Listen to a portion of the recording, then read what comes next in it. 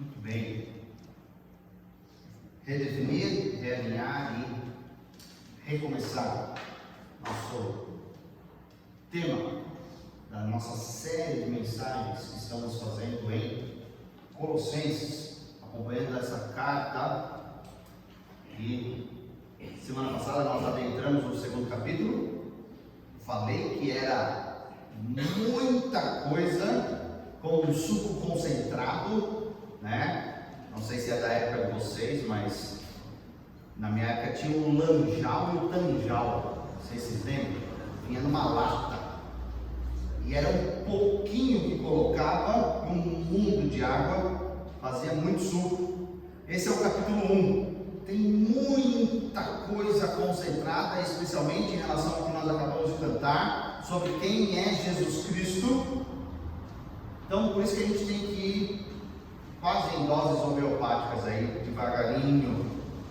Nós entramos agora no capítulo 2 e nós vamos avançando conforme o texto nos propõe as suas quebras. E o tema de hoje é: continuem a progredir. Um pastor estava preocupado com alguns estabelecimentos novos ao redor da igreja que tinham uma reputação bem duvidosa. E o que eles iam fazer? Havia também uma escola ali perto. E ele temia pela influência desse ambiente, desses novos ambientes, nas crianças e também ali na igreja. E esse pastor começou a protestar contra a instalação ali naquele local. Esses protestos avançaram e acabaram parando na justiça. Viraram litígio, virou um litígio. E ali na audiência, o advogado de defesa daquele local estava se esforçando para de toda maneira envergonhar aquele pastor, colocar o pastor no devido lugar, segundo aquele advogado daquele estabelecimento.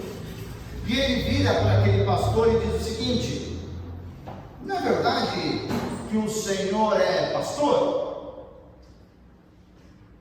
Perguntou o advogado, e o pastor ouviu, e ele continuou: me diga, a sua principal função como pastor não é cuidar das ovelhas? Pastor, claro, sim, essa é uma das definições. E o advogado, tentando envolver o pastor, falou assim: sendo assim, por que o senhor está preocupado com o nosso estabelecimento? A sua função não é cuidar das suas ovelhas? O pastor parou, pensou e respondeu àquele advogado: sim, mas hoje o meu cuidado com as ovelhas é lutando contra os lobos. Tudo ficou bem claro ali naquela sentença, naquele litígio, que cuidar tem vários aspectos, e quantos ataques a gente às vezes é pego desprevenido.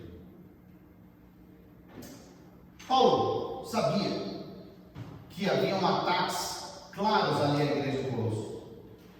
Pessoas que queriam entrar, parecer que eram, mas no fim eles só queriam se aproveitar ou até deturpar a verdade ali na igreja. Quando Paulo sabe disso lá em Roma, ele vai fornecer um encorajamento a essas pessoas, para elas continuarem, para elas se firmarem, para elas refletirem o que está acontecendo à sua volta e pedirem a orientação de Deus. Se os seus irmãos colossenses parassem, ouvissem ou lessem as suas admoestações, esse inimigo poderia ser vencido. Por isso nós vamos ler versículos 4 a 7 do capítulo 2 de Colossenses. Abra na sua Bíblia, por favor. Colossenses capítulo 2, dos versículos 4 até o versículo de número 7.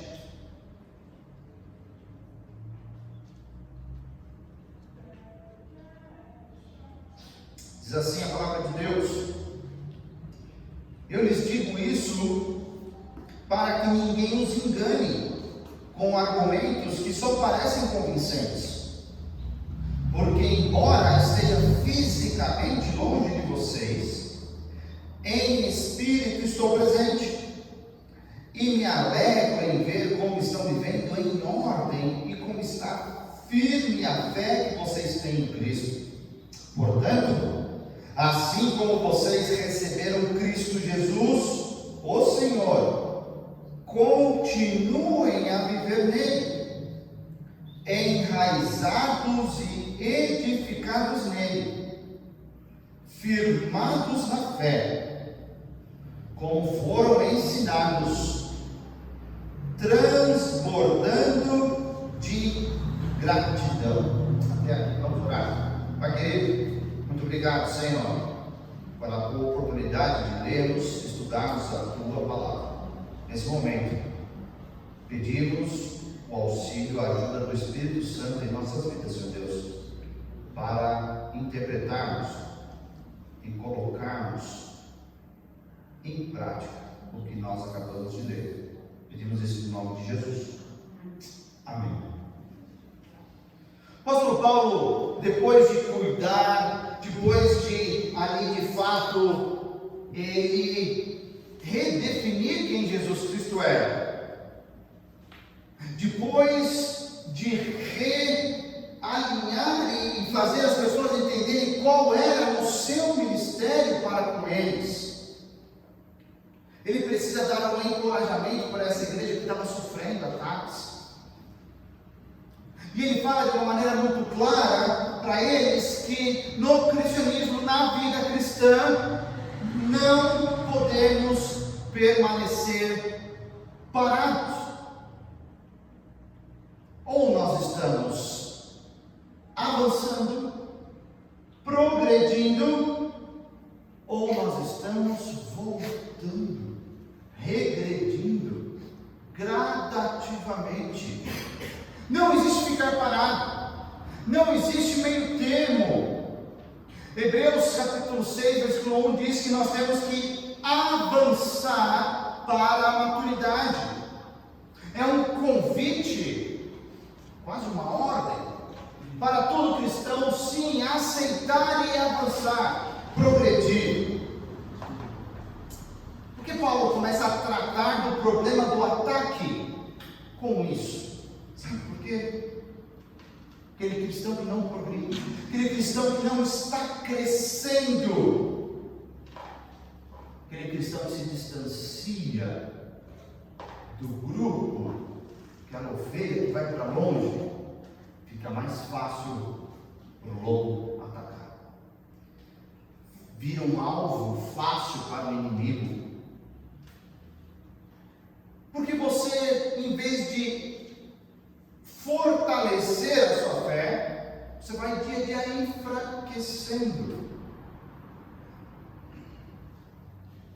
E aí, você vira uma presa fácil para o inimigo perceber isso, porque ele fica ao redor percebendo isso, na verdade, atacar. E por fim, ele quer te destruir. Por isso que hoje nós vamos ver dois eixos do progresso espiritual. O que é, pela Bíblia, pela palavra de Deus, você estar progredindo, avançando para a maturidade? Dois eixos. O primeiro eixo, nós precisamos entender que progredir é uma necessidade do cristão.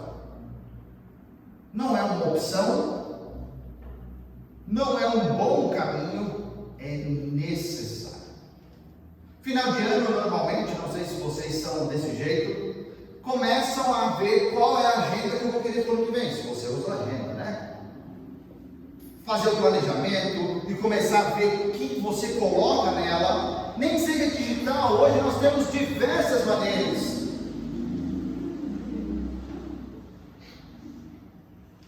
E agora,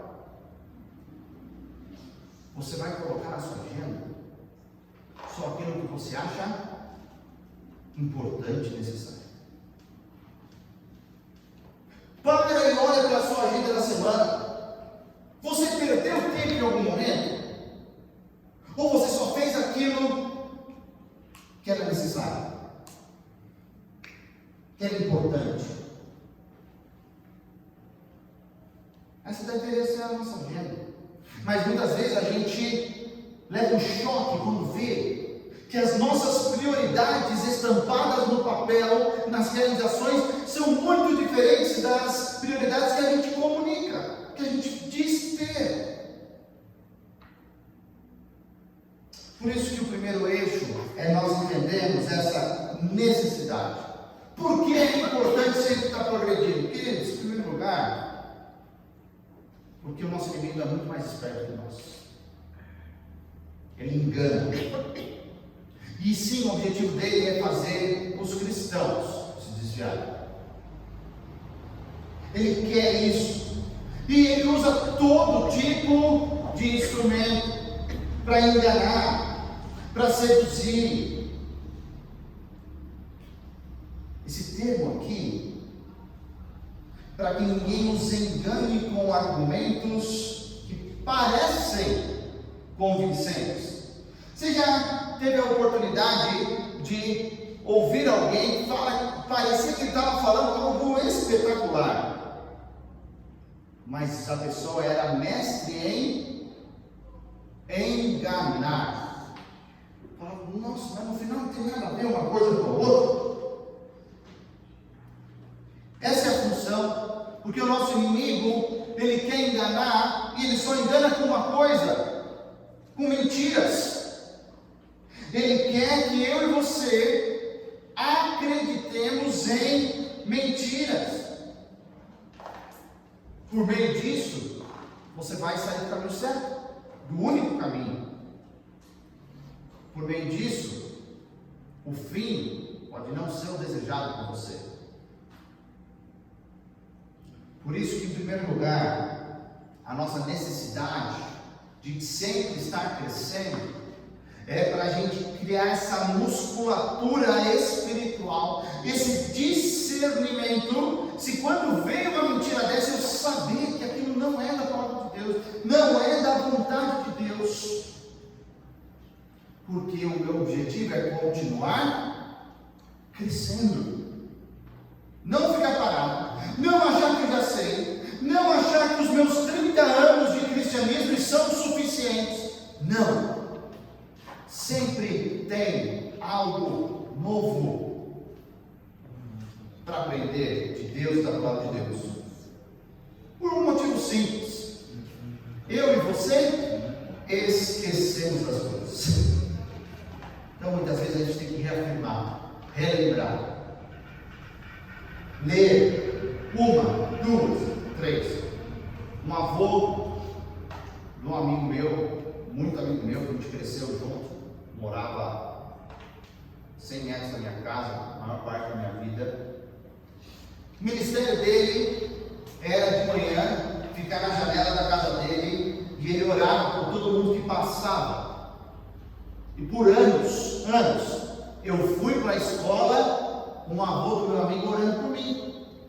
Até que eu descobri que nos intervalos, quando não passava ninguém, ele lia a Bíblia. E naquele ano, ele iria completar 72, 73, alguma coisa desse tipo. Ele estava feliz que ele iria acertar a passada. Que passada? Ele iria ler a Bíblia pela 73ª vez. Uma vez para cada ano dele.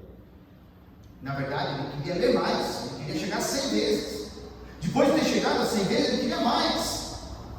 Porque ele falou que nunca teve monotonia lendo a palavra de Deus. Sempre tinha algo para aprender, algo para mudar, algo algo para progredir, algo para avançar. E esse Senhor me inspirou. Mas se eu olho para a minha vida, eu vejo quão longe. Muitas vezes a gente faz essa pergunta, sabe onde? Em concílio de pastores. Você já leu a Bíblia completa? E o pessoal fica esperando a resposta. Não, eu li alguns trechos, algum pedaço. Você nunca leu a Bíblia completa? Você quer explicar? Você quer ser um guia? 36 anos, ler 5 vezes ainda falta muito. Não sei quantas vezes você já leu, mas o meu incentivo é que você leia, e não pare, e progrida, e faça disso o hábito, o melhor hábito da sua vida. O segundo eixo do progresso espiritual, nós vamos ver dos versículos 5 ao versículo de número 7. Porque Paulo, ele vai pegar aqui, e ele entende que eles têm dificuldade em memorizar aquilo. Vou falar uma coisa para vocês, assim como eu e vocês temos. Então o apóstolo Paulo, ele vai trazer várias imagens, vários conceitos para que vocês entendam o que é progredir. Porque ele já falou, mas o que é progredir? Ele vai falar agora com algumas figuras, com algumas imagens. A primeira imagem é de um exército. E essa imagem é de um exército típico romano. Legionários, cavalaria aos lados, arqueiros, e aqui uma barricada, alguma coisa. Normalmente a pessoa mais importante ficava lá como último, super protegida. Mas olha essa organização. Olha como o inimigo, vendo isso, fala: gente, é algo sólido, coeso. Primeira imagem que o apóstolo Paulo quer trazer é a imagem de um exército. Porque ele usa duas palavras aqui típicas do exército. A primeira palavra é ordem e a segunda é firmeza. É a ideia de um exército unido contra o inimigo, com um único propósito. Cada soldado no seu devido posto. É cavaleiro para cá, é soldado para cá, arqueiro ali. O que tem que fazer? Quem vai atirar primeiro? Quem vai? Quem não vai? Todo mundo sabendo o que tem que ser feito. Essa é a ideia. E como na imagem tem uma pessoa que conduz, normalmente um general, ou muitas vezes o próprio imperador, se ele tinha essa habilidade, mas um general só não fez batalha. Essa organização diante do inimigo, de alguém que precisa ser derrotado, é o que ele quer dizer sobre progresso. Estar firme, ordem e firmeza vem do nosso progresso espiritual, de você sempre estar avançando. Essa formação de combate, como nós vimos, coesa, quase impenetrável. Você tem que ficar esperando alguém dar uma brecha para ir correr e ali fazer alguma coisa diferente, senão é derrota na certa. Sabe o que isso quer dizer para mim e para você, meus amados? Que nós devemos avançar com disciplina e obediência. Eu nunca li a Bíblia. Comece. Vou começar ano que vem. Não, começa hoje, se possível, senão amanhã amanhã, no máximo. Se deixar para semana que vem, você vai esquecer. Não vai começar. Disciplina. E além de disciplina, é obediência. Tem muita gente que quer ser íntimo de Deus, conhecer a Deus, sem passar tempo com Ele. Isso não funciona. Não existe disciplina e obediência. Mas a segunda figura que o apóstolo Paulo quer mostrar aqui é a figura de um peregrino. Uma pessoa que está andando para um alvo, não está parada. Ela leva somente as coisas essenciais na sua caminhada. Segunda palavra que o apóstolo Paulo usa aqui no versículo 6 é em relação a andar, a viver em Jesus. Porque a vida cristã aqui é comparada a uma peregrinação. E eu e você devemos aprender a caminhar. Como é que é? Não sei, né? Eu fui ensinado pelos meus pais quando eu era pequeno. Não. Você esquece que você foi um bebê espiritual. E bebês espirituais também precisam aprender a caminhar. Não te esquece disso. Que é diferente. A vida espiritual é diferente. No capítulo 1, versículo 10, o apóstolo Paulo já falou que eles têm que viver de maneira digna do Senhor. O Senhor é ninguém menos que o próprio Deus. E eu e você temos que viver, temos que caminhar de uma maneira digna dele, que é o nosso Senhor. Interessante que essa mesma ideia de ser peregrino, de estar numa caminhada, em uma outra carta, a carta à igreja de Éfeso, a carta, essa amada igreja ali onde Paulo sim esteve pessoalmente, ele utiliza essa figura de uma pessoa caminhando 7 vezes na carta. É algo marcante. Mas também me traz aquela ideia que eu e você não somos daqui. Nós estamos de passagem. Mas a vida está ficando tão boa. Parece que todos os problemas estão sendo resolvidos aqui, que a gente esquece que o nosso lar não é aqui, é lá no céu, além do Rio Azul. A gente esquece disso. Parece que está tudo bem.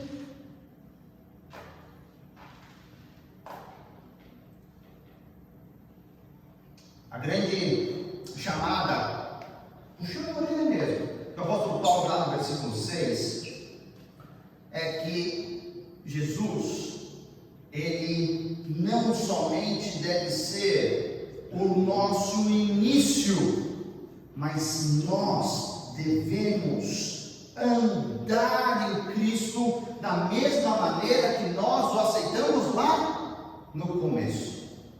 Eu digo isso para as pessoas, parece que nós começamos bem pela fé, pela graça, mas nosso caminhar, na nossa santificação, nós achamos que é pelo nosso próprio esforço.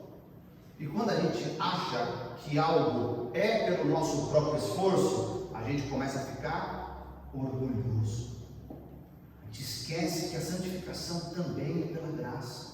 Que o nosso dia a dia, que a nossa vivência, que o nosso caminhar, a nossa peregrinação é pela graça de Deus, é pela fé. A gente quer fazer com a nossa força, do nosso jeito.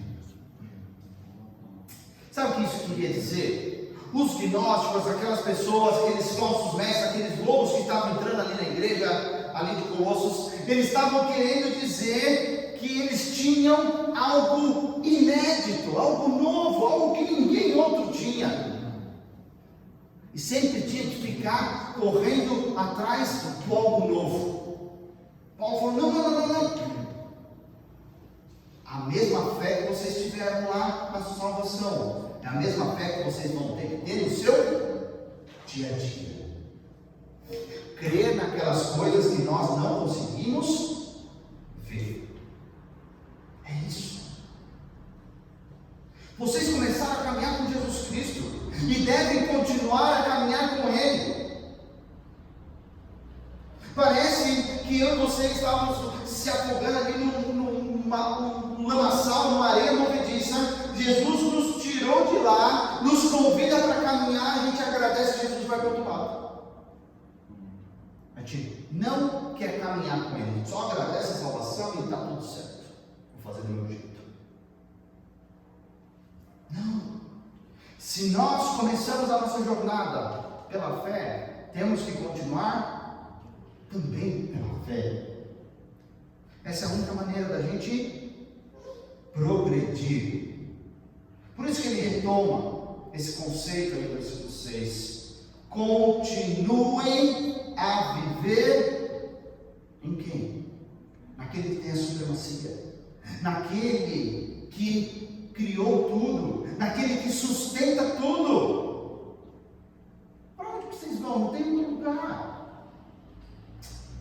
A terceira figura, e é interessante esse texto porque traz muitas figuras. A terceira figura é de uma boa árvore. Tem gente que acha que a figura está de ponta cabeça, não é verdade? Mas é exatamente esse o conceito que o apóstolo Paulo quer dar aqui sobre a importância das raízes. Versículo 7 diz aí que além de continuar a viver nele, nós temos que estar enraizados. Esse termo vem da agricultura, do plantio, do trabalho, talvez com a terra, com as árvores e tudo mais. Essas raízes. Mas isso traz muito mais, porque o tempo é que isso foi realizado uma vez por todas. Ou seja, qual que é a planta fácil da gente arrancar? Aquela que não tem raiz. Fácil de tirar, é fácil de afastar do grupo, é fácil do lobo vir lá e comer, pegar aquela ovelha, porque ela não está enraizada. Mas para deixar as raízes crescerem, você precisa permanecer no mesmo local. Nós temos que deixar criar raízes. Não adianta a gente ser replantada, né? Sai do lugar, planta aqui. Ah não, vou plantar agora aqui. Daqui a pouco a tua raiz está mais fraca ainda do que se você tivesse ficado no mesmo lugar.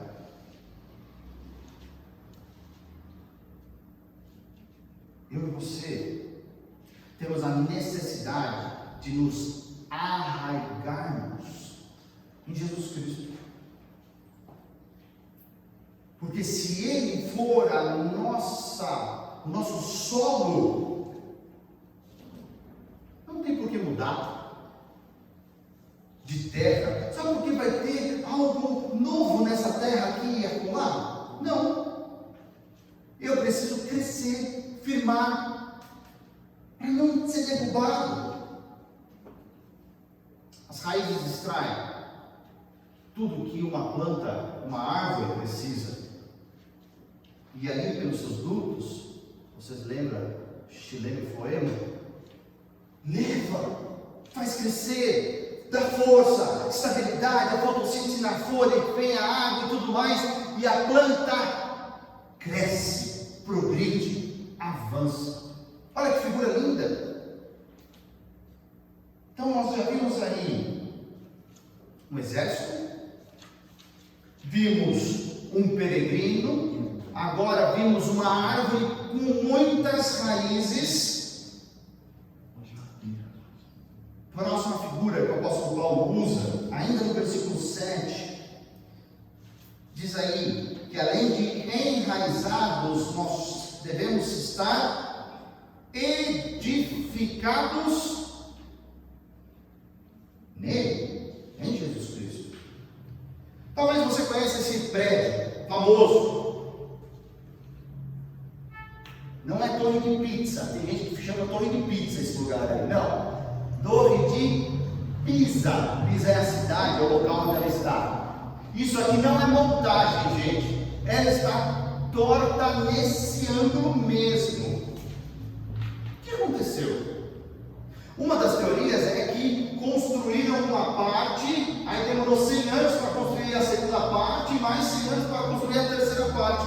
E quando construíram tudo o que queriam, ficou muito pesado, e ali era areia, e tombou, mas não caiu ainda. Pode ir lá na Itália, perto de Florença, você vai encontrar esse local. Aqui, o símbolo do Império Romano, com a lupa, com o remo e como planeta, sendo sustentado por ela. O certo seria ela está aqui, ó. Olha, edifício, edificar. Esse verbo que vem da arquitetura, esse verbo que nós sabemos que é construir, um tem que edificar, o outro tem que ajudar a crescer, a construir. Isso tem a ver, muitas vezes, com o alicerce que eu e você estamos construindo a nossa vida.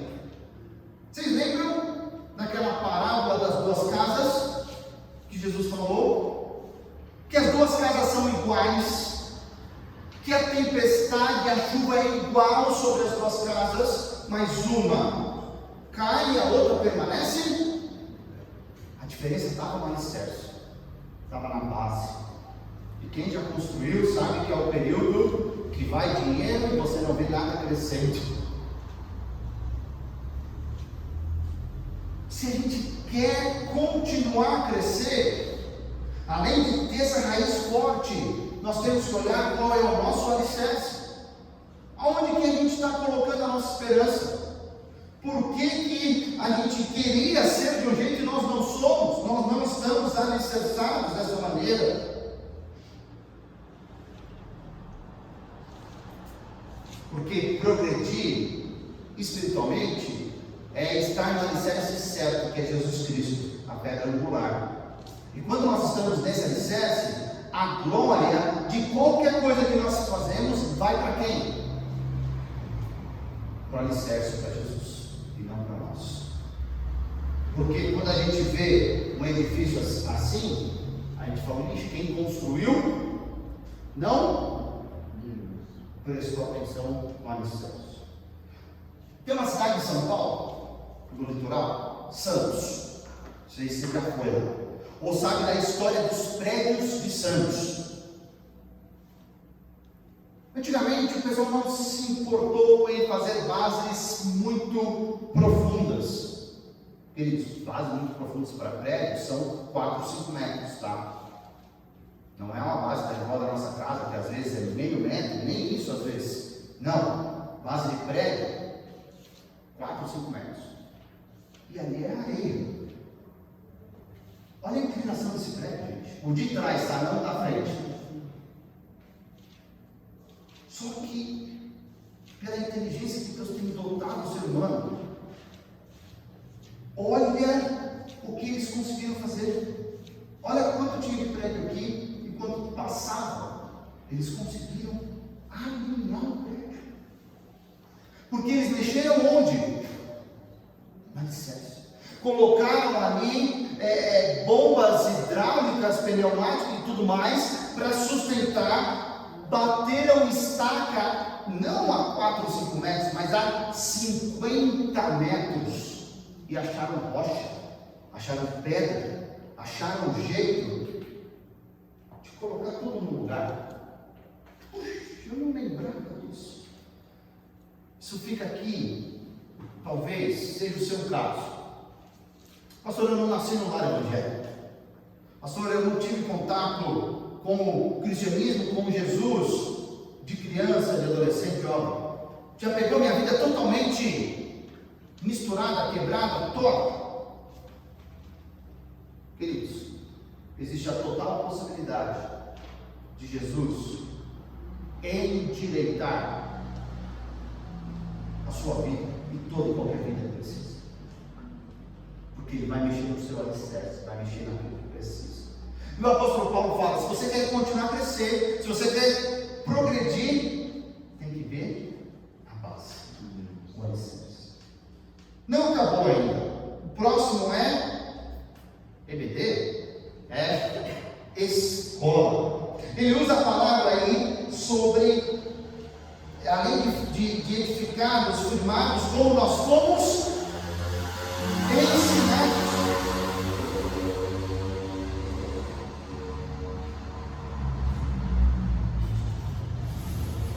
A figura da escola traz essa referência àquele momento de discipulado, aquela primeira pessoa que te ensinou as primeiras coisas sobre Jesus.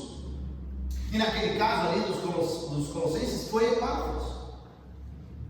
Que delícia ser fiel à palavra de Deus. Sabe por quê? A escola, ele usa esse termo, nos ajuda, porque aqueles cristãos que estudam a palavra de Deus, que se dedicam, eles se tornam firmes. Um cristão firme fica muito mais difícil de ser enganado. Satanás tem muita dificuldade de enganar um cristão que estuda a palavra de Deus, que ensina. Estava comentando com um grupo de pessoas que talvez um momento que vira a mentalidade, a chave na nossa mente, é quando você passa de aluno para professor. Quando você vai ensinar a palavra de Deus, aí você começa a entender: era isso?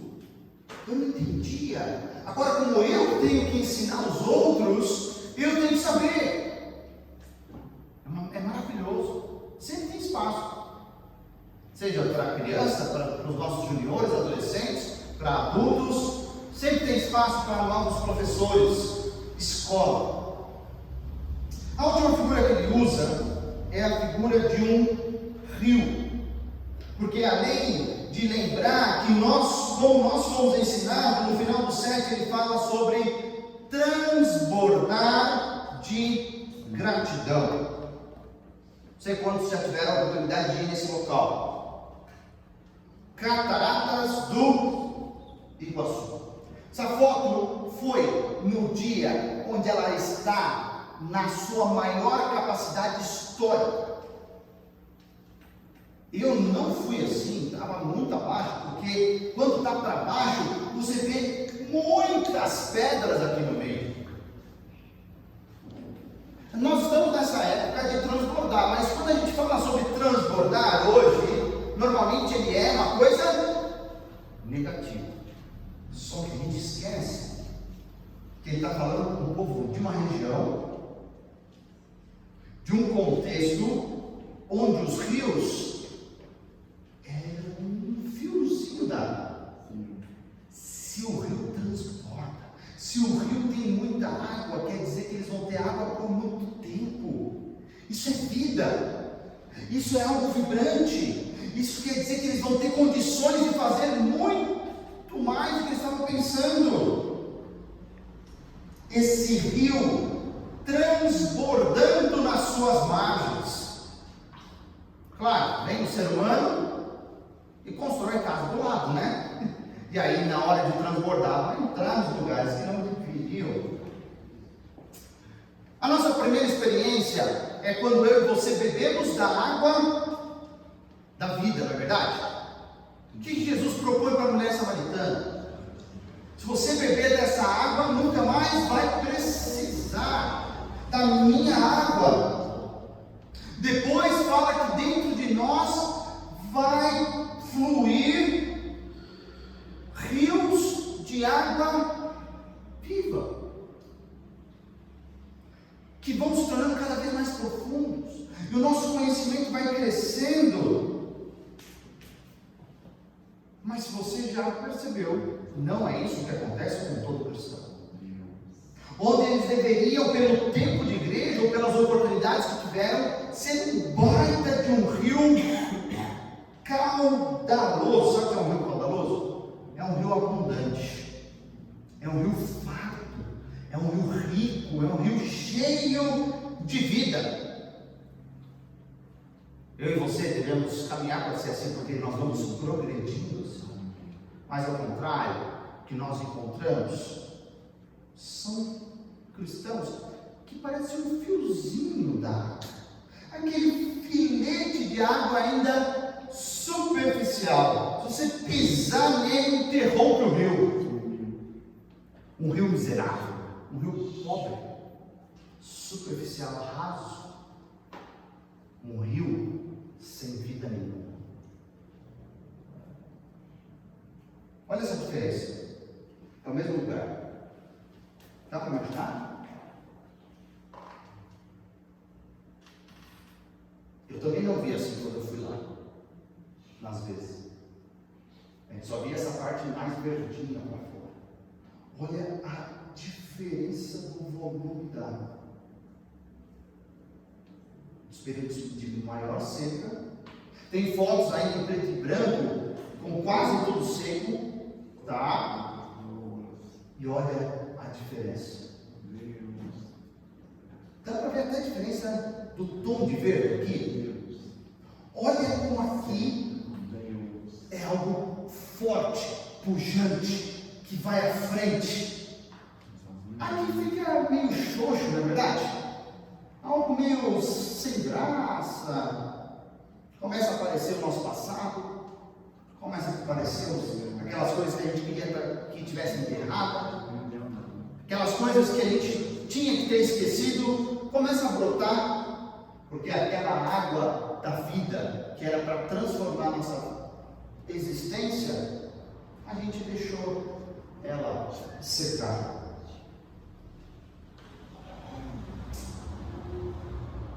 Quando a gente olha esses versículos, nós lembramos de algumas coisas.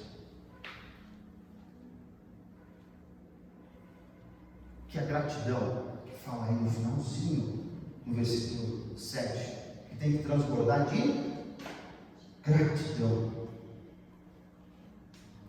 É uma das maneiras da gente medir aquele cristão que está progredindo ou não. Cristão reclamão não vive em gratidão. E gratidão é alguém que está progredindo, é alguém que está avançando, é alguém que vê com os olhos espirituais.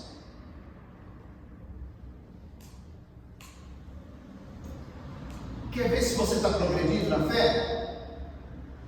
Uma pessoa que está progredindo na fé, ela derrota o inimigo com facilidade. Não se deixa desviar.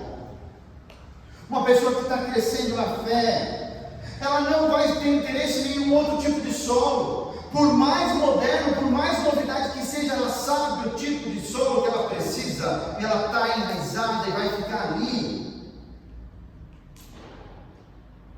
Pessoa que está progredindo espiritualmente, ela não tem nenhuma necessidade de mudar de alicerce, porque ela está firmada no único alicerce que importa, que é Jesus Cristo. Pessoa que está progredindo espiritualmente, não vai ser atraída por falsas doutrinas, porque ela foi ensinada, ela está aprendendo da palavra de Deus, ela está crescendo na palavra de Deus. E a pessoa que está crescendo espiritualmente, com o coração transbordando da graça de Deus, transbordando de ações de graça, de gratidão, ela nunca vai pensar em abandonar aquilo que ela ganhou, a sua fé, a igreja local, todo o seu serviço a Deus. E hoje a gente pode ver que o cristão ele deve continuar a progredir na sua vida espiritual. Parado é regressão. A nossa única opção é avançar, progredir para a nossa maturidade. Vamos orar? Pai querido, quantas figuras fantásticas o Senhor nos deixou aqui. Para ver se pelo menos uma delas nos faz entender que precisamos crescer, progredir na nossa vida espiritual. Pai, ajuda cada um dos meus irmãos aqui a entregarem aquelas áreas difíceis nas suas mãos e avançarem para ser tudo aquilo que o Senhor Deus quer que cada um delas seja. Oramos assim, no precioso nome de Jesus. Amém.